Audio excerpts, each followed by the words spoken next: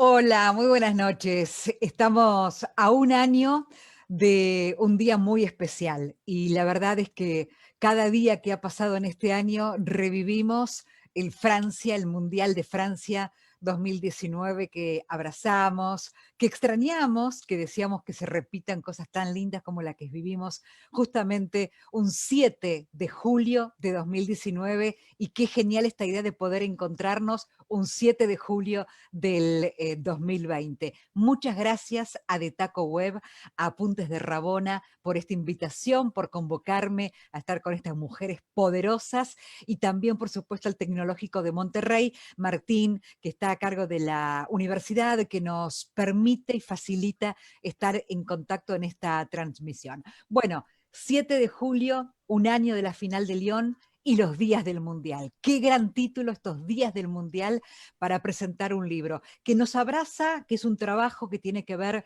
con las mujeres. Fútbol es más que 22 personas, que 22 seres atrás de una pelota, y Francia merece ser pensado de esta manera. Y por eso, bueno, estamos metidos con esta idea de Claxo, este Consejo Latinoamericano de Ciencias Sociales que se focalizó en el fútbol femenino considerando diferentes dimensiones. Lo pensamos en relación a la representatividad, al género, al feminismo, a la política, al mercado. Por eso para mí es un inmenso placer. Les cuento, estamos en vivo, nos pueden ver por el Facebook de Taco Web, por supuesto, por Apuntes de Rabona. Después va a quedar subido también a las redes, nos siguen en Twitter. Estamos muy contentos y por eso difundimos esta posibilidad de encontrarnos. 4 mujeres poderosas, digo yo, Francia nos une, Francia nos atraviesa y como modalidad, para que ustedes sepan, vamos a estar, les voy a dar el pie a cada una de mis compañeras para que tengan de 6 a 8 minutos la posibilidad de exponer cada una de ellas, y a partir de esta exposición, cuando terminemos, vamos a recibir preguntas. Es un inmenso placer para mí, y me voy a instalar en la primera de las amigas, admirada Nemesia Hijos, que es una antropóloga argentina que ha trabajado en Claxo para poder hacer realidad justamente junto con Verónica Moreira y Rodrigo Sotolagos de Claxo estos días del Mundial. La presento como corresponde y como se merece. Nemesia Hijos es doctora en Ciencias Sociales, becaria interna doctoral del CONICET, está investigando la relación como atravesada por esta investigación del deporte, la sociedad y la cultura a través de los métodos etnográficos con énfasis en el consumo, el género y las desigualdades sociales. Un gran temón. Neme, te felicito, en 6, 8 minutos te recibimos y con muchas ansias de escucharte. Bienvenida. Hola, ¿qué tal? Buenas tardes a todos y todas. Bueno, es un placer, gracias por esta invitación. Bueno, hace un año vivíamos esta Copa del Mundo de fútbol femenino organizado por la FIFA en Francia, y muchos de nosotros cumplíamos un sueño. Este mega evento fue conocido y al menos así difundido y narrado en algunos medios de comunicación como el Mundial de las Reivindicaciones, ¿no es cierto? Bueno, este es una excusa para juntarnos y debatir y pensar a un año de esa final, qué nos dejó Francia, por qué decimos que la historia del fútbol femenino cambió para siempre después de este mega evento, ¿no es cierto? Bueno, en primer lugar, por las representaciones, ¿no? Por las imágenes y todos los sentidos que circularon en los medios de comunicación a partir de este mega evento, ¿no es cierto? Históricamente, las mujeres y las disidencias y otras identidades de género no han tenido las mismas oportunidades que los varones en cuanto a la participación, la inclusión, el acceso y las oportunidades, ¿no es cierto?, en todos los ámbitos deportivos y además, asimismo, en cuestiones de quiénes participan y cómo participan. Este mundial fue una posibilidad para que jugadoras, dirigentes, entrenadoras, árbitras, periodistas, locutoras y demás puedan acceder o pudieron acceder desde otro lugar, ¿no es cierto? Entonces, el lugar que ocupó históricamente la prensa en la creación de imaginarios fue fundamental, ¿no es cierto? Lo que no se ve, no existe. Esa es una frase que usualmente repetimos. Y lo que concebimos como posible está moldeado a partir también, no solamente de algunas instituciones, sino también de los significados que circulan en los medios y que otorgan en los medios. Entonces, es así que el lugar que tiene la representación, y particularmente los medios de comunicación, es que consideramos que era un motivo para detenernos dentro de esta organización de la compilación que generamos a partir de Claxo.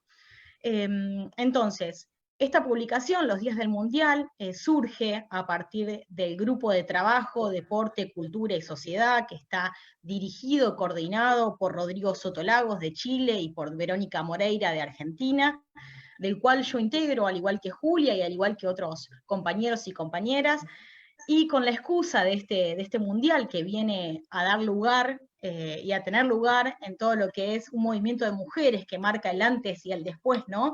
En Latinoamérica, con el Ni Una Menos, el Me Too en Estados Unidos, con corrientes y colectivos feministas y organizaciones sociales que se reúnen para poder dar batalla a la desigualdad estructural, para poner de manifiesto en las calles la importancia que tiene luchar por nuestros derechos.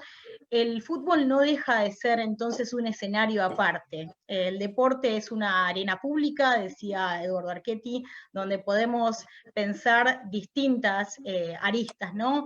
El deporte es una excusa, entonces, que nos reúne para poder hablar de desigualdades, de géneros, de economía, de mercado, de política, no solamente como investigadores, como investigadoras, como comunicadores y comunicadoras, sino también esto se lleva a la cancha, ¿no es cierto? ¿Qué es lo que vimos?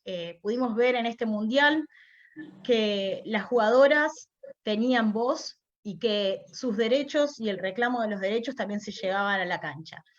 Fue así como Rapinoe se transformó en una referente, fue así como también jugadoras de la selección argentina pudieron demostrar ese antes y ese después, batallar desde la cancha por sus derechos. Entonces, bueno, todo eso fue un poco lo que íbamos considerando que desde las ciencias sociales teníamos que prestar atención, ¿no es cierto? Entonces fue así que, dialogando con compañeros y colegas, consideramos que si bien desde las ciencias sociales se estaba prestando atención a los megaeventos deportivos, como los anteriores mundiales, como había acontecido en Brasil, como había acontecido en Rusia, no podíamos ser no podíamos dejar de pasar esta oportunidad para poder reunir a colegas y contar entonces lo que estaba sucediendo en el Mundial Femenino, que el deporte sea una excusa para poder hablar de problemáticas a nivel global. Bueno, fue así entonces que este cuaderno se transformó en la primera contribución de forma colaborativa que reúne a 31 colaboradores de 11 países distintos y de 4 continentes diferentes, dialogando sobre género, sobre política, sobre economía, sobre mercado y sobre representaciones. Es la primera vez que el grupo de trabajo de Claxo atiende a un mega evento que tiene que ver con el fútbol femenino, ¿no es cierto? Y es así que me parece que es interesante pensar. Bueno, esta semana vi en Twitter, que me parece que está buena esta frase, una frase que me llamó la atención y que tiene que ver con que si no te gusta el fútbol femenino porque juegan mujeres, entonces no te gusta el fútbol, te gustan los hombres.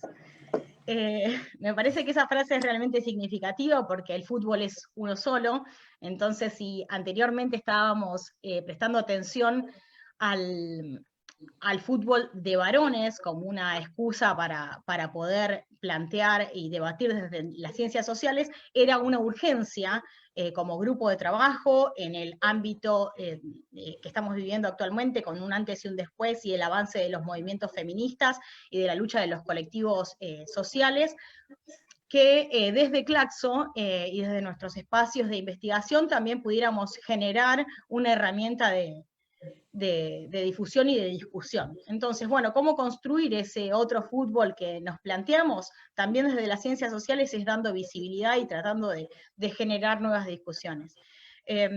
Bueno, yo creo que otro de los puntos que es importante para resaltar y que el libro trata de reunir y de poner en debate no solamente las desigualdades en cuestiones de género, sino también en cómo las desigualdades, o sea, el hecho de que no haya inversión se traduce después en falta de desarrollo, ¿no es cierto?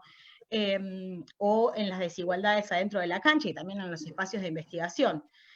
Sabemos que Estados Unidos, después de Francia, consiguió entonces el cuarto mundial, ¿no es cierto? Se transformaron en multicampeonas. Las jugadoras trataban de poner sobre la cancha esa desigualdad salarial y que reclamaban por igual salario frente a la desigualdad que tenían con los jugadores varones. Mientras que en Argentina y en otros países de Latinoamérica se estaban demostrando, o se estaban poniendo sobre la cancha otras cuestiones, como por ejemplo tener inversión o ser reconocidas como trabajadoras o ser reconocidas como futbolistas. Pero nuevamente, sin inversión no hay desarrollo. Estados Unidos ganó por cuarta vez el Mundial, pero lo que nos pone en debate, lo que nos pone sobre la mesa es que para los cuartos de final no quedaba ningún equipo latinoamericano ni africano, ¿sí?, en este mundial. Entonces, nuevamente, si no hay desarrollo, si no hay inversión y si no hay apoyo institucional y económico por parte de las federaciones, entonces eso después se traduce en resultados y desigualdades en cuestiones deportivas. Esto mismo es lo que sufrimos hoy en día en el ámbito de la ciencia, en el ámbito académico y educativo. Si no hay inversión, no hay desarrollo. Entonces, un poco este objetivo, el objetivo de los cuadernos del Mundial, era tratar de poner en diálogo las distintas visiones de distintos investigadores e investigadoras de todo el mundo, para poder desde nuestros lugares ponernos en discusión y debatir desde nuestras distintas miradas la importancia de construir una ciencia colaborativa y colectiva para la transformación de un deporte e incluso después de una sociedad más justa y mejor. O sea, el objetivo es ese, seguir dialogando entre todos y todas desde nuestros espacios para la transformación de un deporte para todos y todas, porque el fútbol sigue siendo uno solo. Así que bueno, desde la biblioteca virtual de Claxo van a poder acceder entonces a la descarga libre y gratuita de los días del Mundial, que reúne a 31 investigadores e investigadoras de 11 países, de 4 continentes distintos. Agradecemos especialmente a la colaboración de Pablo Gomaro, que dirige los grupos de trabajo, por supuesto a cada uno de los autores y autoras que participaron, y asimismo también a mi hermana Carmela, que diseñó la tapa, y que eso también me pone muy, muy orgullosa. Gracias, gracias, Nemesia y Jos.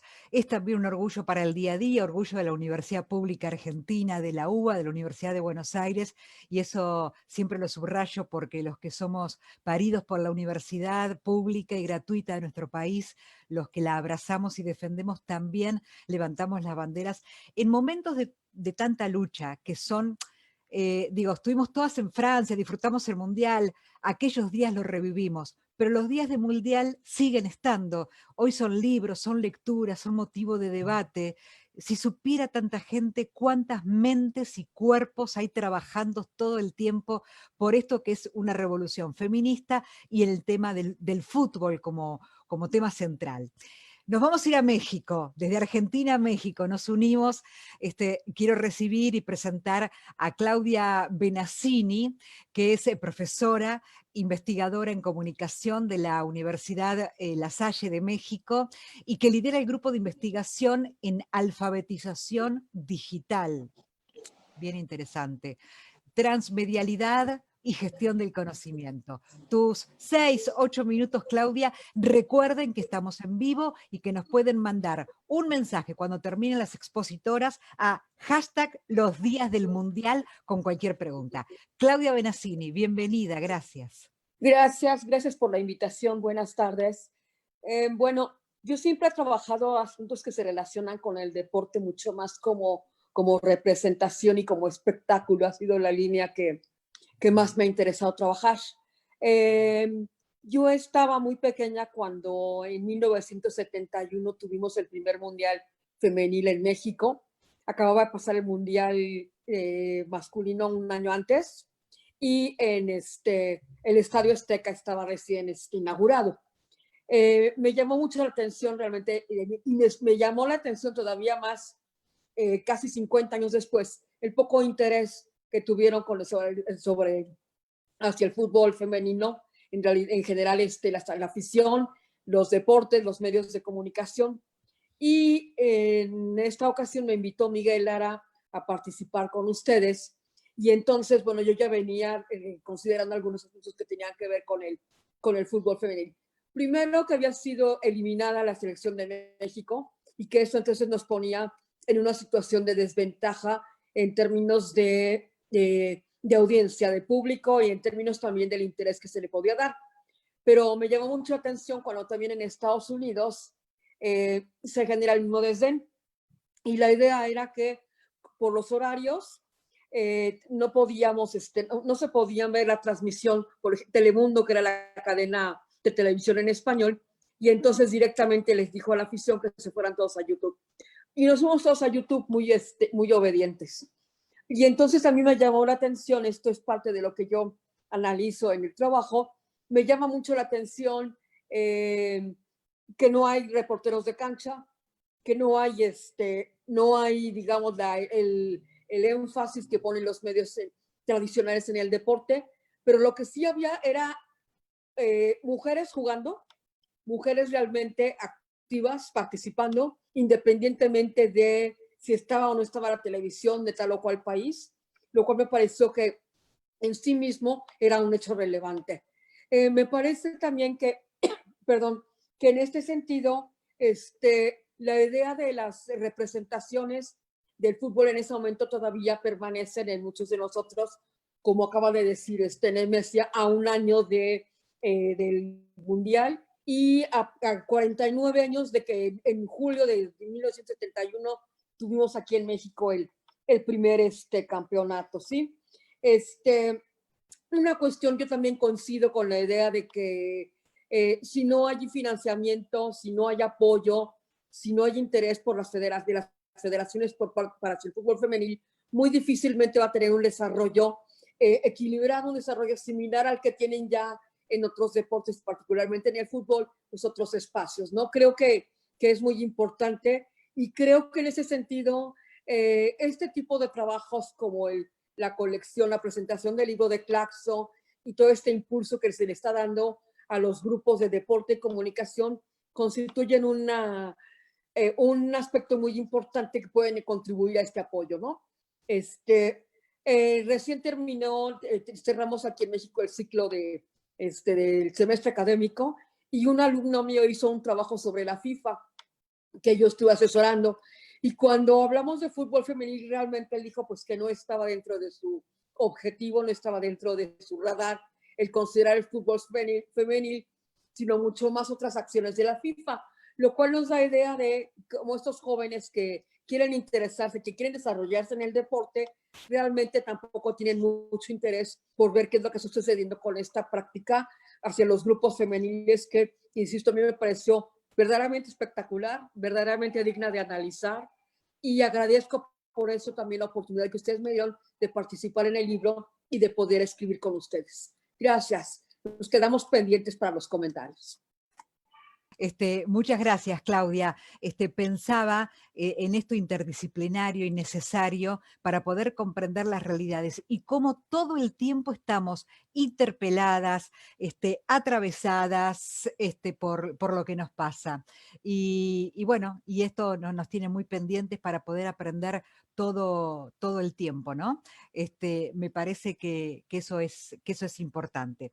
Bueno, vamos a seguir, Claudia, estamos atentas a las preguntas, por supuesto. Recuerden que cuando terminemos estas exposiciones podemos, y nos va a gustar mucho escucharlos, leerlos, para poder aprender en estos minutos que tenemos en esta nueva normalidad que atravesamos. Julia Han, otra hija de la Universidad de La Plata, socióloga y doctora en Ciencias Sociales de la Universidad Nacional de La Plata.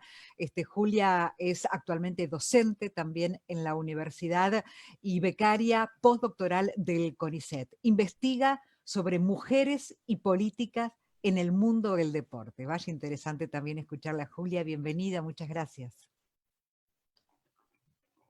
Gracias, Vivi. ¿Se escucha bien? Sí. Sí, perfecto. Te escuchamos. Bien. Bueno, primero buenas tardes a todos, a todas. Quería agradecer principalmente a Verónica y a las compañeras de Betaco y a la gente de Apuntes de Rabona y de la Universidad Tecnológica de Monterrey por organizar este evento. Para mí es un honor participar de este panel con mujeres que admiro tanto. Quería comenzar mi exposición retomando las palabras de la jugadora Estefanía Banini, la capitana de la selección argentina, que después de empatar el partido contra Japón y lograr un primer punto histórico, ¿no?, para la Argentina en la historia de los mundiales de mujeres, ella decía las siguientes palabras: estamos contentas en empatar con una potencia mundial. Este punto significa mucho, es la esperanza. Es lo que nosotras queríamos reflejar, esta entrega, esta lucha que está haciendo la mujer argentina por la igualdad. Los investigadores y las investigadoras que tomamos al deporte como un objeto de investigación, como mencionaba Nemesia, ¿no?, creemos que a través del deporte podemos leer, podemos comprender, podemos hacernos preguntas acerca de la sociedad.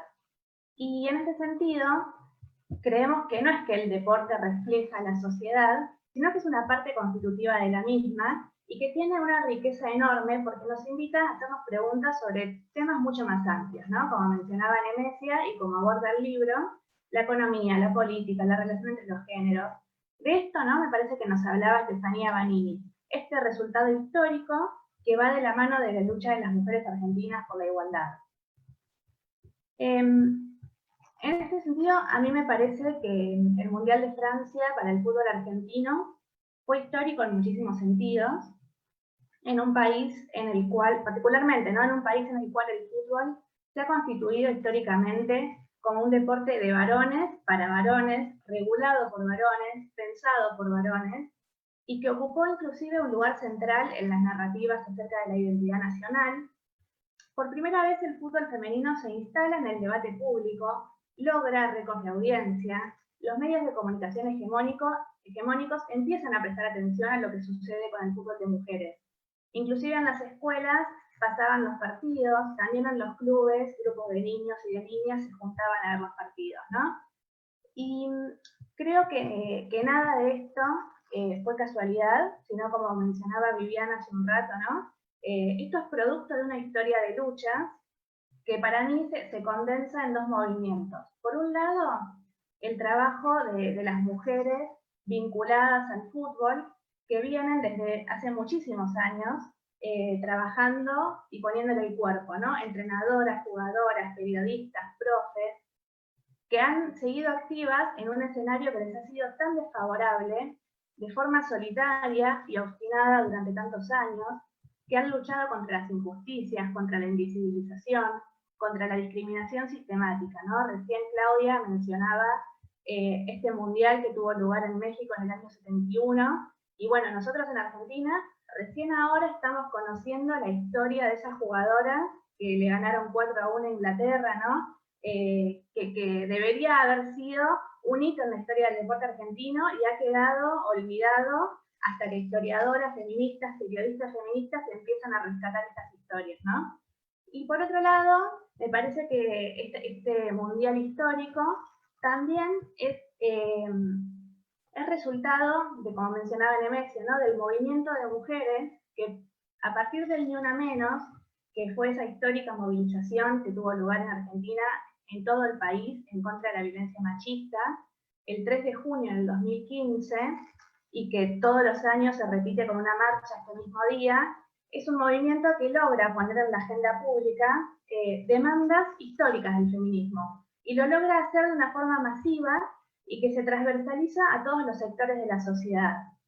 El feminismo llega, como nunca, a todos lados. Y en este sentido, el ámbito del fútbol, este espacio que habíamos visto que era un ámbito de varones y para varones, se convierte en un objeto de disputa política por amplios sectores del feminismo. que ven ni más ni menos que en el derecho al fútbol el derecho a disfrutar y a ser parte de la cultura popular. Un derecho que se había negado a las mujeres, ¿no? Y esto, por supuesto, no quiere decir ni que todas las jugadoras sean feministas, ni que entiendan todos lo mismo por feminismo, ni que jugar al fútbol sea una práctica feminista, pero sí hay un reconocimiento de una inequidad y de una injusticia que es estructural. Y hay un sentimiento compartido que el fútbol argentino se ha estructurado sobre una desigualdad histórica. Y yo ahí me preguntaba, bueno, ¿cómo es que se ve interpelado el fútbol argentino? Por un lado, por el reclamo de las propias jugadoras que le exigen a la federación cosas básicas como viáticos, como mejoras en las condiciones de entrenamiento, como ropa adecuada, como tener la posibilidad de dormir en hoteles, por ejemplo, y no en el colectivo, ¿no? Como les hacían dormir. La selección le hizo un paro a la AFA, Maca Sánchez denunció su situación laboral y eso llevó a un gran movimiento que desembocó en la semiprofesionalización del fútbol femenino. Y por otro lado, que es lo que a mí me interesaba rescatar, que es además sobre lo que escribí en el libro, es que desde 2017-2018 en los clubes de fútbol argentinos se empieza a promover la formación de espacios específicos para abordar cuestiones de género. Áreas o secretarías de género que buscan, por ejemplo, implementar protocolos de acción contra la violencia de género, que buscan fundamentalmente promover e incluir la perspectiva de género en los clubes. Es decir, buscan pensar un deporte con perspectiva de género en todas sus instancias. También sucede algo, que es que hinchas y socias mujeres crean agrupaciones feministas por fuera de las instituciones, pero con demandas que buscan impactar en la vida institucional de los clubes. Y bueno, yo acá una particularidad que quería comentar acerca de los clubes argentinos es que son asociaciones civiles sin fines de lucro, ¿no? A diferencia de otros países en los cuales los clubes son empresas. Entonces, en Argentina los clubes tienen una función social que tiene que ver con promover el bien común de sus asociados, pero también de la sociedad en su conjunto. Y los dirigentes son elegidos por elecciones, por los socios, y los cargos que ocupan son ad honorem, es decir, no cobran un sueldo o una renta por trabajar por dirigir en los clubes. Y entonces lo que hemos trabajado quienes estudiamos estos temas tiene que ver con que la política es constitutiva de los clubes argentinos. Y algo que hemos observado, que parece una obviedad, ¿no? Que es que en los clubes de fútbol son muy pocas las mujeres que han logrado acceder a cargos de gestión. Por ejemplo, si hoy pensamos en la composición actual de las comisiones directivas de los clubes de fútbol de primera categoría, solo un 6% de sus miembros son mujeres. Hay clubes que ni siquiera tienen una mujer en sus comisiones directivas. Hay una sola presidenta mujer, ¿no?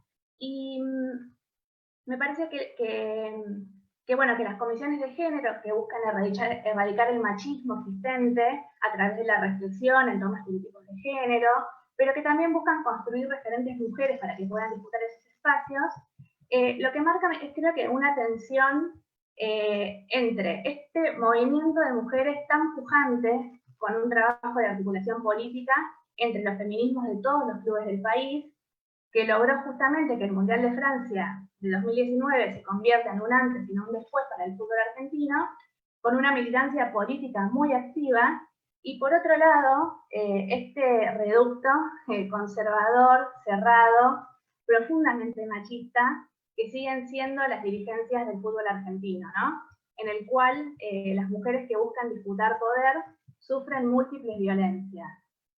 Y ahí quería comentar que, sin ir más lejos, y ya voy cerrando, hace 2 o 3 días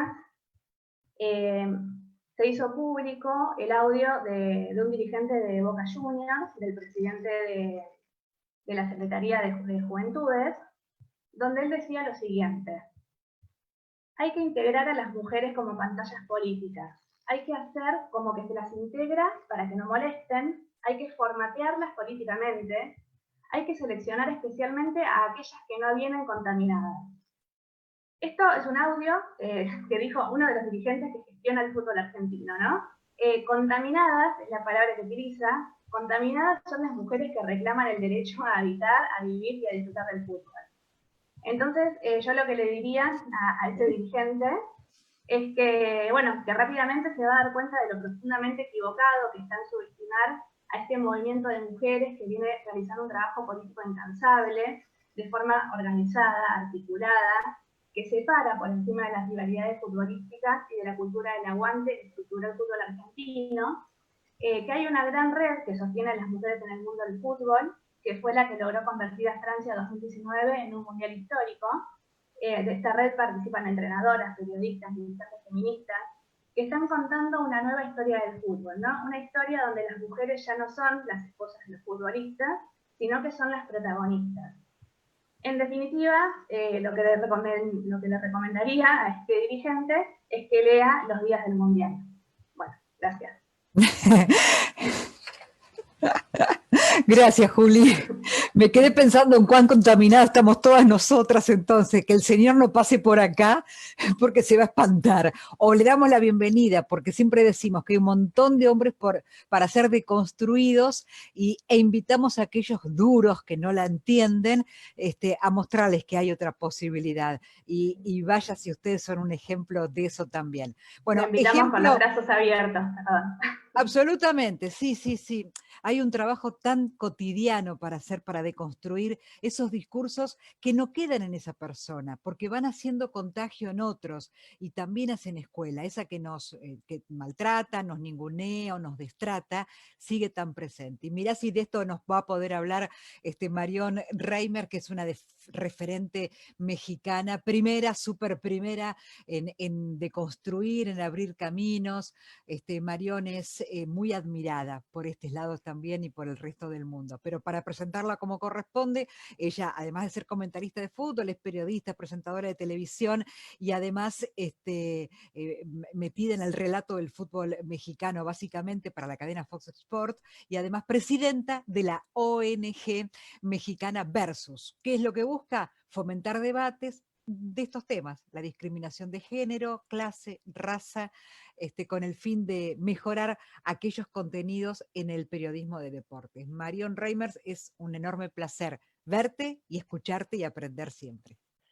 Amiga querida, todo lo contrario. Te mando un muy fuerte abrazo, por supuesto, también al resto de todas nuestras ponentes. Eso de primerísima, no sé por qué caminamos en los hombros de gigantes y una de ellas eres tú, que has abierto el camino para muchas como yo. Y tenemos así incontables historias, ¿no? En el marco de los 50 años de ese mundial en Italia en 1970. Se habla mucho de México 70, pero hablamos poco de Italia 70.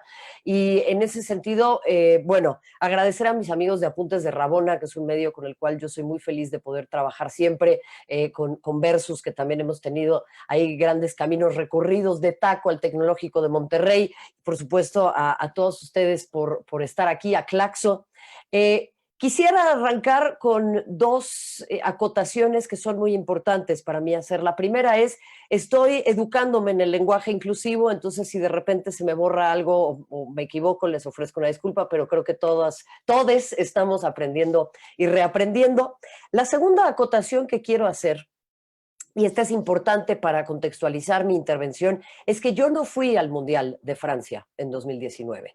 No tuve la oportunidad de ir a hacer la cobertura y eso ha permeado mi visión de esta Copa del Mundo, sin duda alguna, pero también me permitió ver el impacto que tuvo en una redacción en donde no había personas que viajaran a cubrir una Copa del Mundo. Y esto creo que no tiene que ver necesariamente con la empresa en la que tengo la fortuna para trabajar y que ha sido precursora en impulsar el fútbol femenil en México y transmitir a 6 equipos del fútbol mexicano, sino que es una práctica común en muchísimas redacciones. Por lo general, cuando se celebra una Copa del Mundo varonil, todo el mundo va como sea. Todo el mundo quiere estar en ese evento tan importante. Y ahí anclo con esta frase que yo también vi circulando en Twitter, y es que les gustan los hombres, no es necesariamente que les guste el fútbol. Y les gustan tanto los hombres que sienten que es importante formar parte de la historia, como si el ser periodista no significara ser un vehículo, sino significara ser protagonista de lo que está aconteciendo. Y para mí los periodistas, comentaristas y narradores no deberíamos ser los protagonistas o les protagonistas. En ese sentido, creo que es muy interesante ver que esta Copa del Mundo lo que logró hacer también es evidenciar la absoluta falta de conocimiento que existe sobre el deporte en las redacciones en general, porque tenemos a especialistas en deporte, pero especialistas en deporte varonil, especialmente en fútbol. No tenemos especialistas ni en deporte adaptado ni en deporte femenil. Y esto ha sido muy interesante porque al momento de que este mundial impactó de tal manera las narrativas tradicionales, también puso en entredicho la enorme falta de preparación y conocimiento que existe al interior de las redacciones cuando tenemos que hablar de fútbol. Se sabía más o menos de la ausencia de Ada Hegerberg, que me parece también permeó de manera muy importante la Copa del Mundo, porque estuvo Megan Rapinoe, pero también no estuvo Ada Hegerberg. Tenemos también muy poco conocimiento en cuanto a la historia de este deporte se refiere, y ahí es en donde creo es esta lucha que tanto historiadoras como escritoras y desde las ciencias sociales, como mencionaba Nemesia, son fundamentales, porque hemos logrado poco a poco permear con el mensaje de que el fútbol femenil estuvo prohibido durante casi 60 años. Y ahí es en donde este mundial también tuvo un impacto muy importante, porque creo que no ha logrado la FIFA resarcir el daño histórico tan importante que le ha hecho al fútbol femenil, pero sí empezaron los reclamos y sí empezaron las exigencias. Prueba de ello es la camiseta que tengo el día de hoy aquí, que es alusiva a la protesta de las jugadoras en Estados Unidos, poniéndose el uniforme al revés para hacer el calentamiento después de que su demanda en uno de los circuitos de la corte fuera rechazado. ¿Qué pasa con esto? Bueno, vimos que la FIFA tuvo problemas en términos de organización en la venta de boletos, anunciando la Copa del Mundo, en donde era más importante tener en uno de los sitios más privilegiados de París para poner un billboard o un espectacular, como le decimos aquí, o una valla publicitaria. Estaba anunciado primeramente el Mundial de Petanca antes que el Mundial de Fútbol Femenil. Y eso nos habla todavía de la importancia institucional y de la voluntad política que tiene el máximo organismo rector del fútbol mundial. Han habido avances, han habido reivindicaciones, pero no es ni remotamente cercano a lo que se necesita para resarcir un daño de 60 años de prohibición. Ahí o yo también suscribo o me adscribo a las declaraciones respecto de este dirigente. Sería bueno que también se eduque un poquito, pero bueno, eso ya lo estaremos haciendo nosotros desde acá. Evidenció estas fallas organizativas, pero también evidenció un profundo interés de parte de la audiencia. Me parece que Viviana nos lo podrá contar también de primera mano más adelante, porque ella fue una de las voces importantes que nos llevó la Copa del Mundo, y también me parece un enorme orgullo no únicamente ver a mujeres protagonizando las narrativas, sino siendo las voces cantantes. ¿Esto qué hace? Que abre la oportunidad para replantear nuevos modelos. Y yo aquí quisiera poner sobre la mesa el hecho de que eventualmente tendremos que encontrar modelos económicos para el fútbol femenil que no sean asistencialistas y que no dependan del fútbol varonil. En la medida en la que eso siga sucediendo y no exista una independencia, sobre todo económica, en el deporte espectáculo y en el deporte profesional, será difícil conseguir estas reivindicaciones. Ahí entonces vimos las protestas salariales, las nuevas aficiones también, porque acá dicen, pues igual sabemos de fútbol o no sabemos tanto de fútbol. A mí me parece que la primera acción alienante de parte del patriarcado hacia las mujeres que queremos insertarnos en el fútbol, es decir, no sabes nada si no te sabes de memoria todas las alineaciones de todos los equipos que han existido en toda la historia del deporte. Y a mí me puede gustar Shakespeare, pero no me tengo que saber de memoria todos sus sonetos. Y creo que en ese sentido también se ha presentado una nueva narrativa después del Mundial de Francia respecto de lo que las audiencias pueden ser y las nuevas aficiones al fútbol están representando. Muchas de ellas protagonizadas por mujeres y lejos de esta, voy a citar a Pablo Alabarces, de esta cultura del aguante, de esta idea tan gregaria y absolutamente confrontacional que existe en el fútbol de los hombres. Y por último, bueno, creo que es muy importante también, y lo leía yo en el libro, en donde se hablaba de que después de la fase de cuartos de final ya no había presentes equipos ni de América Latina ni de África, y eso habla también de un reflejo de cuáles son nuestras políticas de inclusión como países y de cómo estamos buscando también insertarnos en el concierto internacional. Desde este costado, yo quisiera decir que hay un vacío muy importante, especialmente en México, en Argentina veo que esa brecha se está cerrando,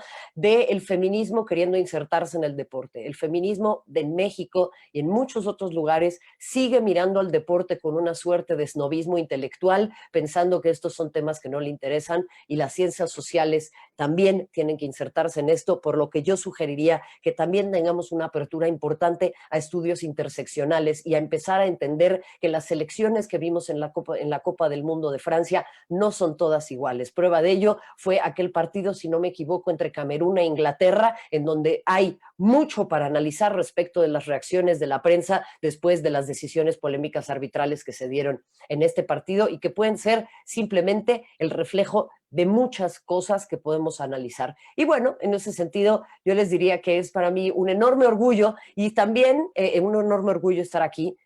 Y voy a citar a mi colega y compañera Olga Trujillo, quien escribió un artículo muy interesante hablando de que México perdió una enorme oportunidad al no participar de la Copa del Mundo de Francia en 2019, porque no únicamente significa esto estímulos económicos importantes, sino que desafortunadamente la participación en Copas del Mundo de distintos países es una reivindicación frente a dirigentes machistas para poder justificar que se nos pague, se nos contrate y se nos den las condiciones igualitarias en un terreno de juego. Voy a citar por último a Maca Sánchez, quien dice que a las futbolistas y a las mujeres en general, me parece, podría yo sumar, se nos educa en una falsa humildad de agradecer lo mínimo que se nos da. Y yo creo que desde acá, Francia 2019 ha demostrado que no tenemos que agradecer lo mínimo, sino que tenemos que pelear por lo que corresponde. Muchas gracias. Qué lindo es escucharte, qué lindo es escucharte. Gracias, Marión. Siempre nos mejora, ¿viste? Y esto es necesario. Es tan necesario como sostener que hay que tener una decisión que es deportiva, que es política, que es económica, que es feminista y que es entender por dónde va. Ya no hay vuelta atrás. Por eso quienes crean que esto es una moda no estarían ni entendiendo de qué se está tratando. Yo no puedo creer que aún crean que esto se nos va a pasar como si fuera una enfermedad que te vas a curar. No, no hay chance para eso. Tengo un montón de preguntas y me pone muy bien. Acuérdense, estamos tratando los días del Mundial, pero además de esto, siempre como disparadores, todo lo que ha dicho Claudia, Julia, Nemesia y Marión nos da el pie para que ustedes puedan a través del vivo. Creo que estamos muy bien, ¿no?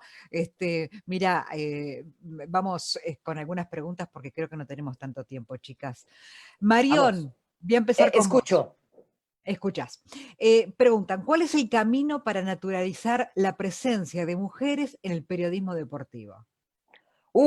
Si tuviera esa respuesta, bueno, sería otro el mundo, pero creo que hay un camino importante en el sentido de sí tener evidentemente a más mujeres en cámara, y a mí me gustaría tal vez también saber tu punto de vista, Vivi, desde este lugar, pero no únicamente pasa por ahí. ¿Dónde están las camarógrafas? ¿Dónde están las productoras? ¿Dónde están las iluminadoras, las microfonistas? ¿Dónde están las mujeres en puestos de toma de decisión, las directoras editoriales, las vicepresidentas ejecutivas, las presidentas ejecutivas? Esto también es un camino de normalización. Creo que tenemos que seguir entendiendo que las mujeres hemos estado alejadas del discurso público desde que el mundo es mundo prácticamente.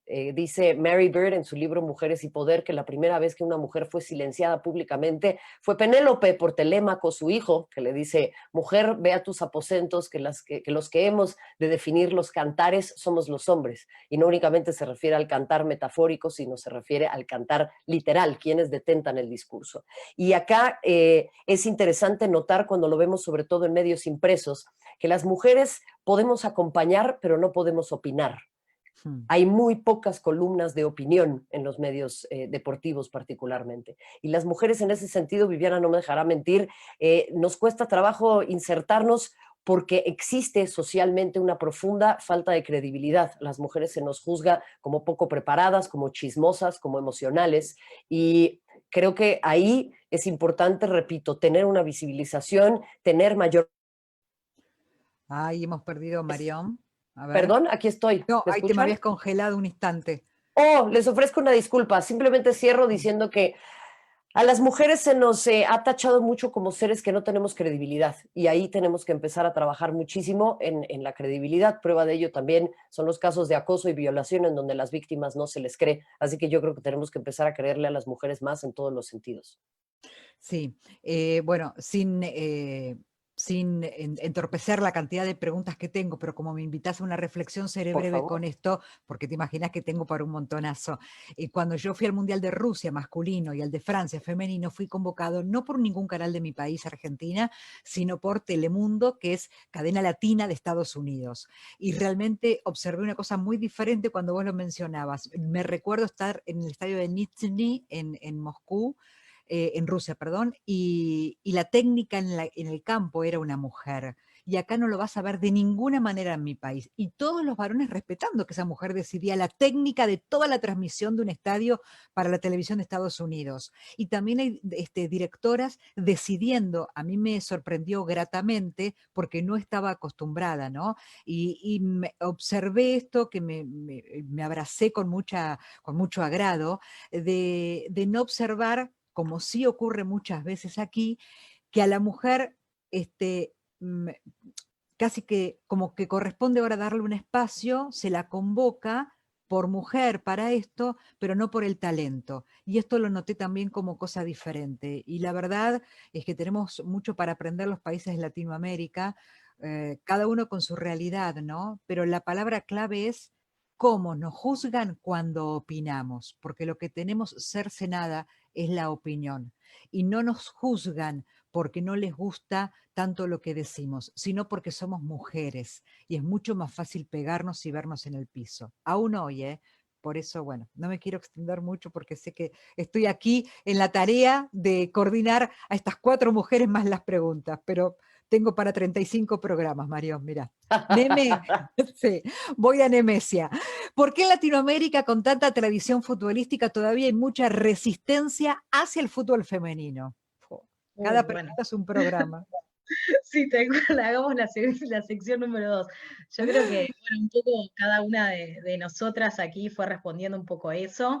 Claro.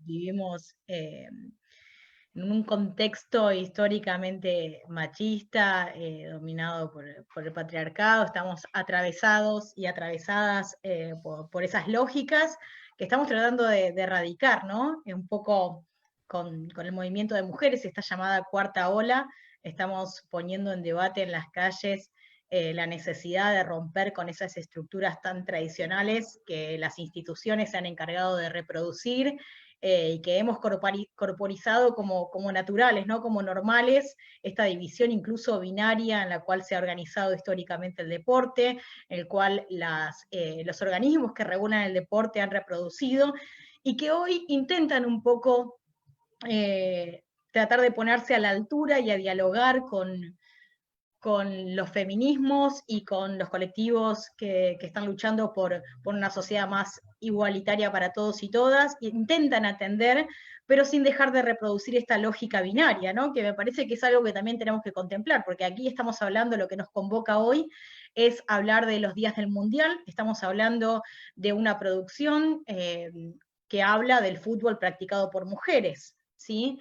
Pero estamos hablando de jugadoras a las cuales sí se consideran mujeres, ellas se autoperciben como mujeres, pero ¿qué pasa con todas esas otras identidades de género que también están quedando por fuera de esas categorías sexogenéricas y que me parece que tampoco hoy en una sociedad en el siglo XXI, con leyes que hacen a la igualdad de género, que Argentina ha sido una de las pioneras, está desatendiendo, ¿no? Y que también como responsables dentro de un grupo de trabajo que atiende cuestiones vinculadas con el deporte, la cultura y la sociedad, que también amerita reflexionar sobre esto. Estamos conquistando un montón de derechos, estamos dando pelea a la sociedad patriarcal, pero también amerita que reflexionemos y cuestionemos y pongamos en tensión esta contradicción, por un lado, en cuestión de derechos, que tiene que ver con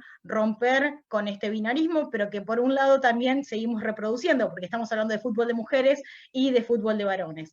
La FIFA, por supuesto, ha dado un paso enorme en lo que es la promoción, la divulgación y la promoción de este último mundial, que fue histórico, que a nivel a nivel de transmisión y demás de televisación, fue un antes y un después, por supuesto, pero que aún queda mucho por conquistar y que me parece tampoco debemos ser ingenuos. ¿Cuáles son los intereses de la FIFA, de la CONCACAF, de la CONMEBOL y de todos los organismos que regulan el deporte? ¿Sí? Si no cuestionamos incluso también los intereses que están detrás de estos grandes poderosos, me parece que tampoco sería nuestro rol como comunicadores y como investigadores y demás. Creo que ahí es en lo que tenemos que prestar atención, ¿no? ¿Cuáles son los intereses detrás de este interés justamente por el fútbol femenino y cómo construimos realmente un deporte distinto? Bueno, creo que la pregunta es muy difícil de responder, pero que básicamente la podemos explicar por la forma en la cual se ha organizado históricamente la sociedad y el rol que se ha dado a nosotras, y que también incluso hemos asumido así y que hoy está cambiando, ¿no? Pero no deja de ser un desafío romper con otras estructuras más grandes que tienen que ver con ubicarnos en el sexo débil y en, bueno, todo lo que está asociado a la fragilidad por ser mujer. Pero bueno, romper con el binarismo creo que es el desafío incluso más fuerte. Yo creo, Nemesia, que no tenemos problema en contestar las preguntas, no son difíciles, aunque la realidad es compleja, lo que no tenemos es mucho tiempo. Esto sí es más complejo para desandar y para desarrollar mucha información en cada respuesta, ¿no? ¿Puedo saltar a Julia Por Han? supuesto, adelante, adelante. Porque preguntan, dicen, hay cada vez más clubes argentinos que crean un área de género. ¿Crees que es importante y qué acciones le correspondería a estas áreas realizar? Tenemos en la Argentina, tenemos 7, creo, equipos de primera división con género, ¿no? Con protocolos inclusive. Claro, ahí la diferencia sería que hay clubes que tienen áreas de género o secretarías de género o departamentos de género, y a su vez hay clubes que vienen confeccionando protocolos de acción para la prevención y la erradicación de la violencia de género. Ambas cosas, digamos, han sido motorizadas por los grupos de mujeres, ¿no? Los grupos de mujeres que han promovido y trabajado fuertemente para que los clubes adopten estas cuestiones. Por un lado, las áreas de género lo que vienen haciendo es trabajar por lo que ellas llaman la erradicación de la violencia machista estructural de los clubes, y para eso hacen un montón de actividades como, no sé, talleres para tratar de deconstruir estereotipos de género, talleres para visibilizar la violencia, buscan visibilizar y recuperar la historia de las propias deportistas del club, tratan de introducir la perspectiva de género para trabajar el deporte. Por otro lado, a partir del Ni Una Menos, ¿no? Lo que ha sucedido es que muchísimas mujeres han empezado a denunciar situaciones de acoso, de abusos, de violencia que han sufrido, y los clubes son espacios que dieron contención a esas demandas. Lo que pasa es que no tenían las estructuras para darle respuestas, ¿no? Venía alguna hincha que había sufrido violencia en la tribuna, caía con una denuncia al club, y el club, lejos de trabajar esas denuncias con perspectiva de género, revictimizaba a la víctima, no le creía lo que hablaba Marión, ¿no? Entonces, las demandas de las mujeres feministas es, bueno, armemos espacios que puedan contener estas demandas con perspectiva de género, también teniendo en cuenta el rol social que tienen los clubes en nuestro país. Para mí es importantísimo que existan estos espacios en los clubes, porque se vienen encargando de un trabajo que también es a largo plazo, que tiene que ver con educar sensibilidades, ¿no? O sea, con remover un poco esta estructura tan patriarcal y tan machista. Pero por otro lado, me parece que no alcanza con las áreas de género, que no solamente las mujeres tenemos que encargarnos de las cuestiones de género, porque también parece que hay un problema de género, bueno, hablalo con las chicas. No, bueno, ¿qué pasa con los dirigentes que no se comprometen con estas cuestiones de género? ¿Qué pasa que no ven que en sus clubes tienen un ídolo con violencia de denuncia de género y eso no los afecta, ¿no? Me parece que la cuestión de género tiene que ser tomada por todos los actores del fútbol, si bien las áreas de género son llevadas adelante por mujeres porque son las que están realmente ocupadas y preocupadas por transformar estas estructuras, pero que no nos conformamos con el área de género y que queremos ocupar posiciones de poder. Queremos ser dirigentes, queremos el cupo femenino, queremos paridad en las listas que van a elección, queremos paridad en las dirigencias, queremos discutir política, economía, queremos discutir los pases de los jugadores, no queremos solamente encargarnos de las cuestiones de género. Entendemos que son transversales y que son muy importantes, pero no nos conformamos con que nos ubiquen en ese lugar. Me parece que eso es como algo que quería mencionar, porque se viene viendo cómo pareciera que el género es cosa de mujeres nomás, ¿no? Perfecto, Juli. Gracias, gracias por la respuesta. Además, tengo muchas preguntas. Por suerte estamos con tiempo, como decía un amigo, tenemos tiempo, pero no todo el tiempo. Claudia, vamos a interpelarte ahora a través de Claudia Benassini, la convoco nuevamente. Dice, en el libro comentás que seguiste el Mundial de Francia a través de YouTube. Te preguntan qué interacción de las audiencias te llamaron más la atención. Por ejemplo, en los comentarios te preguntan. Mira, me llamaron la atención muchas cosas. Primero, que había ya lo había dicho, las jugadoras entregadas a lo que estaban haciendo sin mayor reflector. Eso me parece que es importantísimo. Segundo, sí había muchos comentarios de aficionados que estaban siguiendo la transmisión, perdón, con mucho interés y que realmente tenían comentarios mucho más favorables. Yo creo que lo que logró la transmisión de YouTube fue una gran empatía hacia el fútbol femenil, porque además lo que estaban reconociendo era esta entrega que estaban haciendo frente a la cancha y que no era, digamos, el tipo de espectáculo al que normalmente estábamos asistiendo. Creo que eso es muy importante y que esto nos daría incluso para una mayor reflexión. Es decir, nunca se ha preguntado si las audiencias están interesadas en el fútbol femenil y si realmente lo seguirían y demás, como lo demostró YouTube, en donde sí vemos que hay una afición, quizá poca, desde luego mucho menor que el fútbol varonil, pero de que de todas maneras habría un espacio para que hubiera un mayor interés por esta práctica, decir nueva, pero no hace más de 50 años que la tenemos frente a nosotros, y que entonces creo que a final de cuentas nos estaría mostrando como nuevos caminos, ¿no? Y yo vuelvo otra vez a esta cuestión de los apoyos que ya se ha mencionado y que ya había dicho Marión con respecto a dónde estaban las mujeres que digamos que podían estar vinculadas con el deporte. Nosotros tenemos ahorita una titular de la Comisión Nacional del Deporte que fue medallista olímpica y no ha hecho muy poco por el deporte, pero nada por el deporte femenil.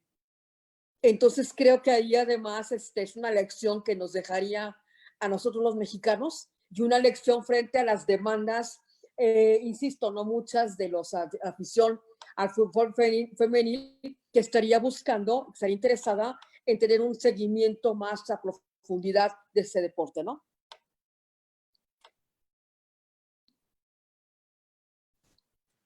Ahí está, gracias Claudia, ahí está. Que estaba recibiendo el mensaje que nos están mirando desde el interior de la Argentina, también de México, de Uruguay, de Chile, y está bueno estos encuentros, ¿no? Para poder contar también nuestras experiencias, así que saludamos a todas y a todos, porque también hay muchos varones que nos están acompañando por suerte. Marión, te convoco nuevamente. También me preguntan a mí, en realidad, con esto de haber sido pioneras, ocupando espacios en un territorio muy masculino, cómo el periodismo deportivo, que es el que nosotras hemos abrazado, si nos valió muchas críticas gratuitas, cómo nos afectó y si pensamos en dejarlo. ¿Vos pensaste en dejar alguna vez tu trabajo por las críticas y por todo lo que te han maltratado? Más que por las críticas, tuve episodios en donde yo pensé claudicar, sí, sobre todo por el ambiente. El ambiente es muy desgastante. A veces es más difícil no sé cómo te haya pasado a ti, pero en mi caso a veces es más difícil el círculo rojo. O sea, los compañeros, los productores, el entorno, o los colegas de otras empresas también, que el mismo público.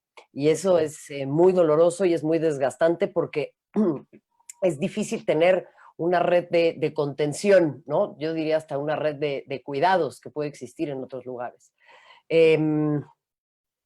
Ha sido difícil porque también, bueno, estadísticamente las mujeres padecemos mucho más el síndrome del impostor que los hombres, entonces ya el síndrome del impostor es, me parece, el enemigo número uno para la permanencia de las mujeres en el periodismo deportivo.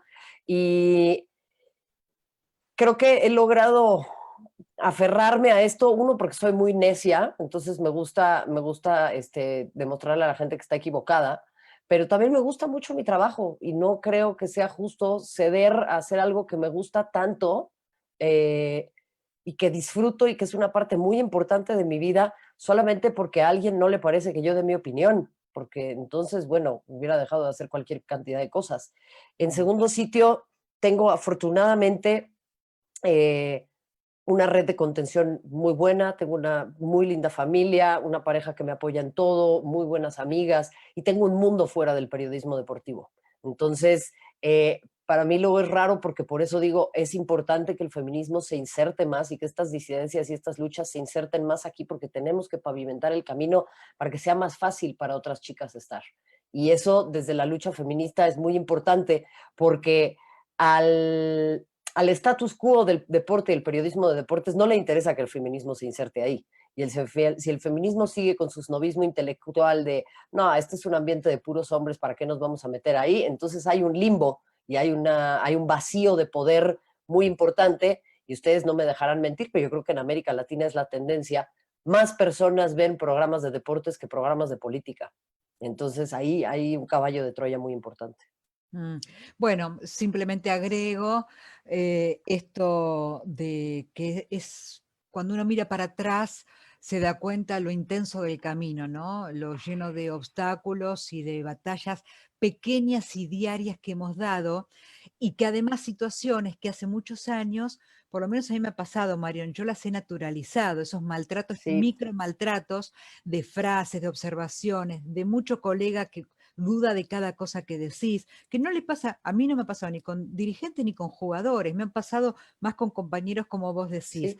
Por supuesto que la explosión de las redes ha hecho estragos, ha hecho mucho maltrato también, porque es tan fácil estar en casa opinando. ¿Qué pasó con esto? Porque nos preguntaron si hubiésemos dejado o si nos tentamos a dejar.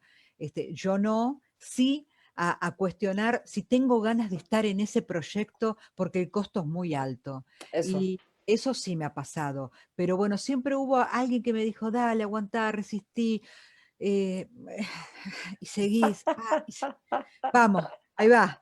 Y soy, digo, puedo hacer un doctorado en resiliencia permanentemente, o sea, es lo que me ha sostenido, no publicar excusas, como dice el periodismo, aguantar dolores, lágrimas, angustias, broncas, y no engancharme vía redes sociales en cuanto varón y alguna mujer le interesa hacer más show montado a una fama más que al prestigio. Yo elegí otro camino, mucho más costoso, pero lo volveré a sostener. E igual que Marión, mi vida es mucho más que una pelota, por suerte, con lo cual la comunicación social es mi brazo, es mi sostén, es lo que me gusta, es lo que abrazo y es lo que celebro. Y celebro elegir veredas donde caminar y con quién. Bueno, es duro, pero acá estamos. ¿Qué, Marión? No, te aplaudo, te aplaudo. Ah, mi amor. Trato de ser sintética, chicas. A mí también me cuesta el inclusivo, no te preocupes. Pero ojo con la gente que habla todo en inclusivo y después tiene cada trato que, bah, no sé. Ah, Bueno, Pero ando respecto a eso cuestionando. respecto a eso que decían, perdón, que intervenga, que Dale. me parece súper interesante y es una pregunta que siempre me da vueltas, es si desistimos o si hay que seguir resistiendo y cómo damos la lucha, ¿no? Cómo hacemos batalla, si es por adentro, poniendo el cuerpo, peleándonos con todes, con esas estructuras tan arraigadas machistas, o si hacemos una lucha por afuera y construimos nuevos espacios nuestros, pero a lo mejor no legítimos en cuanto a cómo se organiza el deporte o cualquier ámbito en el cual estemos. Si generamos nuestros nuevos espacios feministas o si disputamos en los lugares de poder, que me parece que eso es algo que giró en todo esto que conversamos, si sentamos en la mesa a esos dirigentes o si vamos a golpear la puerta a esos dirigentes varones que tanto resisten a estos cambios que ya son casi imposibles de tapar, ¿no? Y me Entonces, para parece que... Neme, mirá, te interrumpo yo para lo siguiente, porque la otra pregunta, que es a cualquiera de las 4 chicas, pero te la voy a empezar a vos, Neme, decía, para que te enganches con esto, porque tiene que ver con lo que estabas hablando, pero súmense Claudia, Juli, Marión, porque preguntan si después, Itzel Luna pregunta, si después de todos los paradigmas que venció este último mundial, y va enganchado con lo que vos decís, ¿cuáles deberían ser las metas para el próximo? Bueno, yo creo que en primer lugar, que si la FIFA está pensando en la organización, bueno, va a ser en Oceanía, ¿no? En el próximo mundial y lo está considerando como un producto comercial, ¿no es cierto? Tratando de focalizarse en distintos programas para la promoción del fútbol femenino, no debería desatender esto que con lo cual comenzábamos el conversatorio, la enorme desigualdad y la situación de desventaja en la cual están atravesando la pandemia todas las jugadoras, ¿no? Si pensamos cuánto cobra un jugador de fútbol masculino y cuál es la situación actual de las jugadoras hoy en día que no están percibiendo sus salarios o que tienen que recurrir a FIFPro u otras organizaciones para poder participar y solicitar un subsidio para poder paliar con la crisis. No es la misma situación que están atravesando los jugadores varones, ¿no es cierto? Entonces, en primer lugar, ese enorme desafío. Si la FIFA y todos los organismos que regulan el deporte a nivel global están pensando solamente al fútbol practicado por mujeres como una cuestión comercial, nos quedamos cortos y Claro, cortas. Estamos hablando acá de claro, una cuestión de derechos. sí. Entonces, no es una cuestión políticamente correcta atender al fútbol femenino hoy en día porque estamos atravesados por los feminismos y porque si no, no estamos atendiendo a la realidad social y las mujeres van a hacer reclamos o las organizaciones feministas van a hacer reclamos y eso nos va a jugar en contra políticamente. No, eso no es así. O sea, hoy en No. día hay que asumir un compromiso con acciones. Eso es lo que queremos, cambios realmente y estructurales. Si es un proyecto que sea a largo plazo y que todas las federaciones y todas las asociaciones, como la AFA en el caso de Argentino, que tengan realmente una planificación desde juveniles, ¿sí? Y que atiendan y que den los espacios a quienes correspondan, las jugadoras que las consideren como trabajadoras y que en las dirigencias haya mujeres y hombres con perspectiva de género para poder realmente generar condiciones iguales para todos y todas. Impecable, Neme. Le quiero preguntar a Claudia y a Juli, digo, para preguntarle a una mexicana y a una argentina, trasladarle la consulta de Dayanara Berkham, que dice, a nivel mundial ¿existe algún organismo que proteja a las futbolistas de las brechas salariales y de las demás desigualdades? A ver, Claudia, ¿qué decimos? Yo creo que no. Yo creo que sí está en la mente en el imaginario de las personas esta posibilidad que hay alguien que les proteja, pero en la realidad no existe. O sea, si existiera, hubieran estado mejor pagadas, hubieran tenido mejores uniformes, hubieran tenido mejores condiciones para viajar y para hospedarse y para alimentarse. Es decir, hubieran tenido una posición mucho más digna que la que tuvieron. Y aún así, yo repito, salieron a jugar como realmente verdaderas profesionales. Y creo que sumándome a la respuesta anterior, ese es justamente el reto que tienen ahorita las selecciones femeniles. En el siguiente mundial, dar lo mismo o más que lo que dieron en Francia 2019. Bien. Juli, ¿algo para sumar a la pregunta anterior? Sí, yo quería mencionar, no soy experta en el tema, pero sí sé que existe un gremio mundial que representa jugadores y jugadoras, que es FIFPro, por ahí Neme después podés ampliar un poco más, que ha llevado, ha judicializado, ¿no?, las luchas de algunos jugadores y jugadoras en reclamos por las inequidades salariales. Y quería retomar algo de la pregunta anterior, si puedo. Sí, tenemos 10, 12 minutos más y me quedan algunas preguntitas, pero vamos. No, algo muy breve con respecto a la pregunta anterior que tenía que ver con las expectativas para el próximo Mundial. Y yo traje el ejemplo de Estefanía Banini diciendo, bueno, esto es histórico porque refleja la lucha de las mujeres argentinas. Y en esa misma declaración, Estefanía Banini decía, hoy tenemos el apoyo de la federación.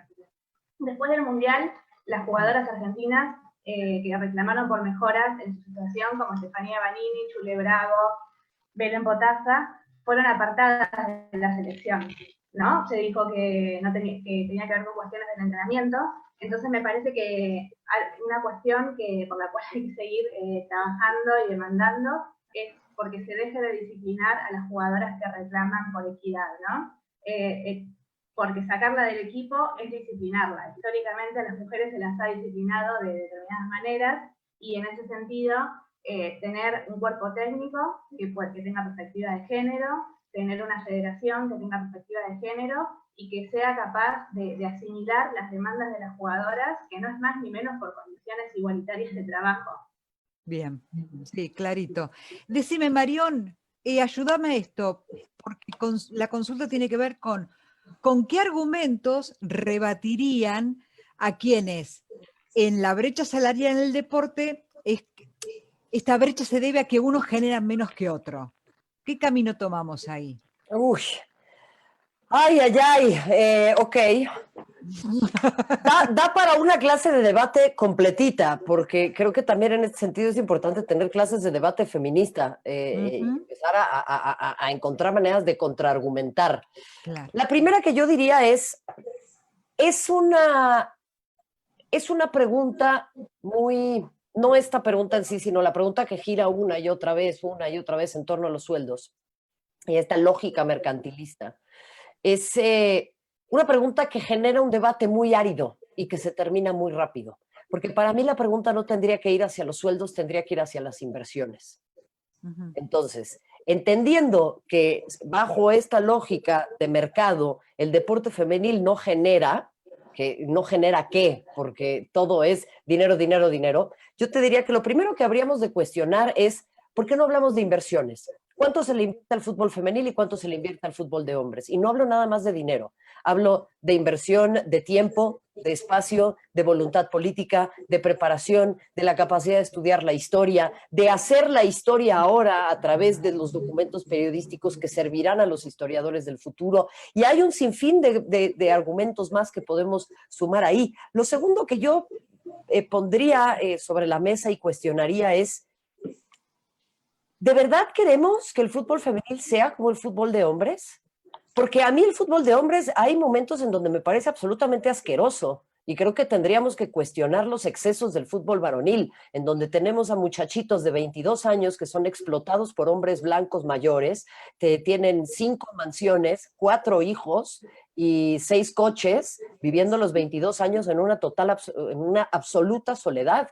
¿Esa es la vida que queremos para las juventudes? ¿Esa es la vida que queremos para las futbolistas? ¿Esa es la vida que queremos para los futbolistas?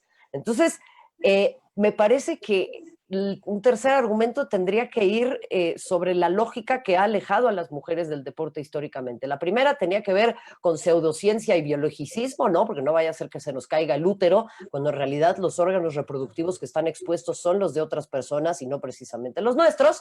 En segundo lugar, vino la lógica de que era una distracción, de que nos alejaba de nuestro mandato de ser madres de familia y estar en la vida doméstica, y eso era porque empezó a tener un empuje político muy importante, tanto en Brasil como en Argentina, por ejemplo, en Brasil con la dictadura y en Argentina con los movimientos sindicales. Y ahora la tercera lógica es la que impera en nuestros tiempos, que es la lógica mercantilista. Entonces, creo que más bien habríamos de cuestionarnos primero por qué estamos haciendo esas preguntas en lugar de cuestionar a las mujeres que parece ser que nos gusta vivir bajo estas condiciones y que es un problema que nosotras no creamos, no tenemos todavía las herramientas políticas para resolver y no lo queremos padecer. Entonces, ya, fin de mi Los enojo. partidos, te consulto, los partidos del fútbol femenino de México, ¿los da la televisión? Sí, los Bueno. transmite Fox Sports y los transmite otra cadena que se llama TUDN. Ujú. En Argentina estamos complicados con poder ver, y uno de los argumentos tiene que ver con esto, ¿no? Con que qué poco vende, por ejemplo.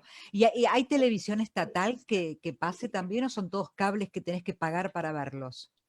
Hay algunos partidos que de repente han pasado semifinales en televisión nacional, pero la mayoría son canales de paga. Y la Ok, mayoría, o sea, la mayoría de los partidos. ok. Y eso tiene que ver también en quién ve los partidos. Es decir, la televisión de paga es una limitación muy importante para poder acceder a los partidos. La afición realmente muchas veces suele estar fuera de la televisión de paga en televisión abierta. Esa es una limitación importante, aunque algunos consideren que es un estatus, ¿no? No lo es. Claro. Sí, me parece que hay, Sí, dale. puedo algo más, una cosita chiquita.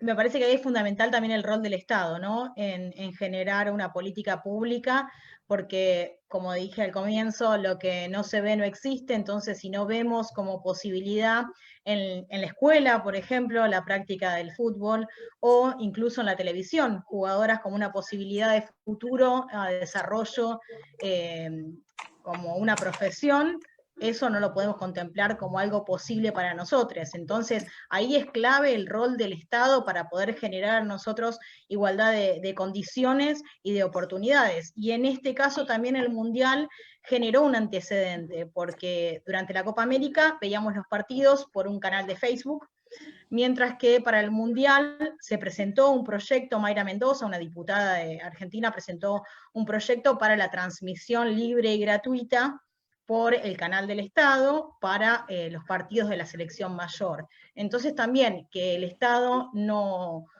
sea indiferente y se comprometa realmente con algún tipo de acción concreta para igualar las condiciones para todos y todas, ¿no? Me parece que también ahí es fundamental, porque como decían las compañeras, si no, las condiciones materiales dejan por fuera a quienes no pueden acceder a la paga del fútbol. Tal cual, tal cual, tal cual. Bueno, nos quedan 6 minutos y tengo 2 o 3 cosas más. Ayúdenme con esto. A ver, ¿quién quiere sumarse con esto?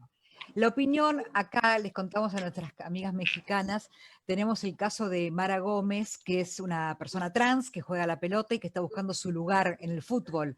Bueno, la pregunta que quiero hacerles es, ¿qué opinión tienen respecto de esta inclusión y cuál es la batalla que se puede librar y el acompañamiento que podemos dar? ¿Quién quiere, chicas? ¿O quién está en tema? ¿Quieres empezar, Marión? No, por favor, adelante. Yo creo que es una discusión muy importante, porque lo que hemos visto hasta ahorita son puros contraargumentos sobre la participación de las mujeres trans en el deporte, que tienen que ver de si la estatura, que si el peso, que si etcétera, ¿no? Cuando en realidad muy pocas veces se les ha puesto a prueba, o sea, para que realmente vean cuáles son sus capacidades y sus habilidades para el deporte. Entonces me parece que en términos, por lo menos de deseos objetivados, debería de haber un espacio que permitiera esta participación. Pero si no la hay, digamos, yo lo veo muy complicado en estos momentos, en donde la lucha se está dando por campos muy distintos, como la misma medicina, como la docencia, como digamos, estos espacios que generalmente eran, no eran privativos de los trans, ¿no? Y que ahorita se han hecho, pues se han manifestado a través de más un discurso que una presencia que realmente busque legitimar estos intereses. Pero creo que en el deporte habría que considerar cuáles son sus potenciales, cuáles son sus capacidades y desde luego, en ese sentido, poderlos incorporar a la práctica deportiva. Yo quisiera sumar rápidamente que creo que el binarismo en el deporte es per se, desde hace muchísimo tiempo, un problema. Y lo que nos está, a lo que nos está llevando esta situación y el hecho de que las personas trans y otras identidades de género busquen integrarse de otra manera en el deporte, porque no quiero decir que no hayan estado, lo que pasa es que no formaban parte del discurso hegemónico y ahora están logrando finalmente que su voz sea escuchada. Esto nos va a llevar, me parece, a un avance lógico, y es que se tienen que crear nuevos deportes, tienen que existir nuevas disciplinas, tienen que existir nuevas maneras de reglamentar al deporte, y el binarismo no puede ser una de ellas, porque independientemente de la inserción de las personas trans, ya han habido casos muy complejos como el de Caster Semenya, por ejemplo. A Lionel Messi nadie lo cuestiona, pero a Caster Semenya sí. Entonces, creo que sería súper interesante un día plantearnos, bueno, ¿por qué no compiten personas que tienen niveles hormonales parecidos? Sin importar cuál es su sexo, sin importar el cuerpo que les fue asignado al nacer. Y yo creo que eso tiene que ser algo verdaderamente revolucionario. Bueno, saben que me quedé sin tiempo. Horrible lo que me ha pasado, pero hermoso fue tenerlas. ¡Te lo quitamos! Sí, Ceci Herrera Pinto, que nos pregunta el impacto de los cambios de narrativas en los medios, otro temazo. Marí Martínez, desde Córdoba, Argentina, qué lindo es Córdoba, también participó con su pregunta. Bueno, es para seguir pensando y para seguir encontrándonos. Yo lo que tengo es que cerrar, volver a agradecerles. Quiero que sepan que queda esto en las páginas de Apuntes de Rabona y de Taco, para que puedan meterse a ver esta charla, que próximamente estoy preguntando porque va a subirse el evento grabado próximamente, pero en los canales de YouTube de Taco y Apuntes de Rabona lo pueden encontrar. La verdad que el tema es muy amplio, muy extenso, muy rico, muy necesario, pero con un tiempo para hablar 5 mujeres que se nos está complicando porque además sin mucha interacción. Marión, sos un lujo. Nemesia, Julia, Claudia, gracias, porque es un placer. Muchas gracias. Y porque, bueno, gracias por haberme convocado a mí. Yo soy una privilegiada por haber escuchado a ustedes. Nos estamos despidiendo. Muchas gracias. Cerramos. Gracias a todas. Un lujo. Chao. Hasta luego. Gracias. Gracias.